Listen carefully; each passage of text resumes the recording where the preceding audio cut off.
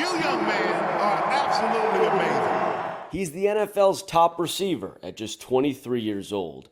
And come Sunday, Jaxon Smith-Njigba will have a Super Bowl stage to show the world what he's all about. I'm going to get it done. Whatever that might be. That's what you saw today. Grit, determination, passion out there. That's what the people who know him best have seen Jaxon do each step of the way from Rockwall, Texas to Seattle. He wants to be the best. And to represent something that's bigger than himself. So many people are part of his story. And they know it hasn't always been easy. The chip on his shoulder. They did not think he was good enough. It hurt Jaxon.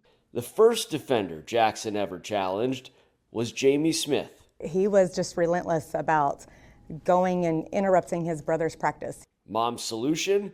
Put her son in flag football. I had to sign a waiver because he was actually too young to be on the team. You had to sign a waiver because he was too young to play? How young was he? I recall, he was 3. 3? And you put him on the football field? A flag football field, yeah, I did. And what did you see? He was the best one.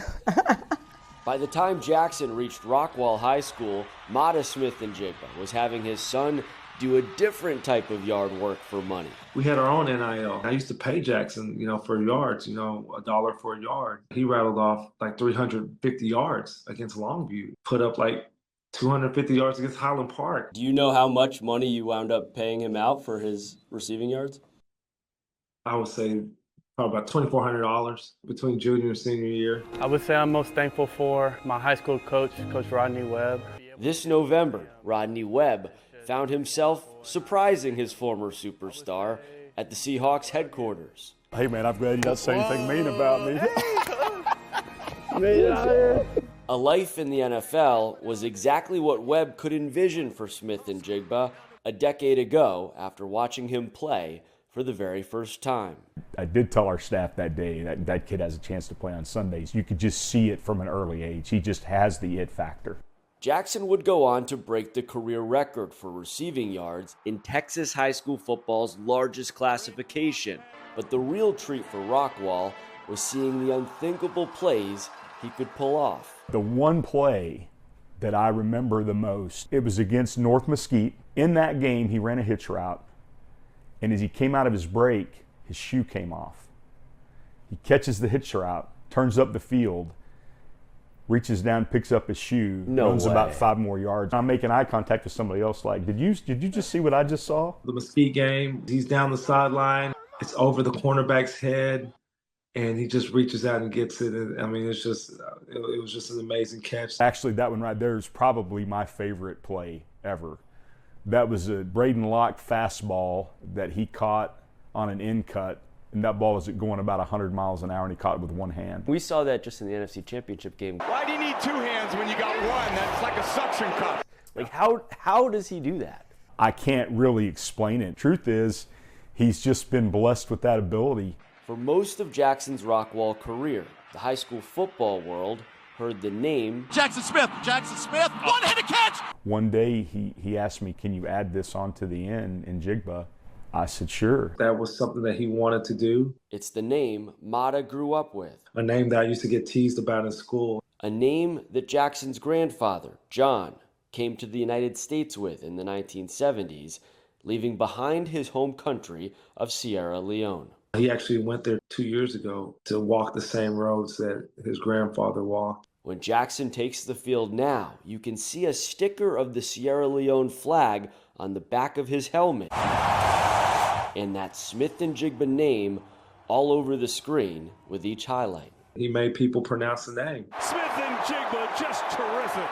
I wish my daddy was alive to see his name on the back of jerseys. It just shows you that, God is real. Despite the records and one-handed catches, Jaxon began his final playoff run at Rockwall without the ultimate interest of college recruiters. He was not a 5-star guy until midway through the playoffs his senior year. He's not the tallest, the biggest, the fastest. He doesn't look the most athletic getting off the bus. Were you ever trying to sell him in recruiting? Yeah, for sure. It hurt him. It hurt Jaxon. But he's fierce. Only one school did their homework. That school was Ohio State, where Jaxon would go on to catch more history, hauling in 347 yards in the Rose Bowl, shattering the FBS record for any bowl game. Now it's Seattle reaping the rewards of believing in JSN. But there is one big blank space on Jaxon's resume. When the Seahawks win the Super Bowl, it will be his first championship since when? Oh. I don't think he's had one. Never? I can't think of one. I want to say since 8th grade. Came football, they beat Roy City. Yeah, in football, I think, yeah. Championships are hard to come by. What do you think it'll be like, those first moments watching him take the field, realizing that's my boy in the Super Bowl? Yeah. Yeah, it's going to be special. I mean, listen, I'm still processing this whole damn thing. I can't believe that this is what it is. I don't want one ring. I want him to have 11 rings. You know, I want him to have a gold jacket. I want him to be the man of the year. I'm joyfully obsessed with Jaxon's success. In Rockwall, Jeff Kolb, Fox 4 Sports.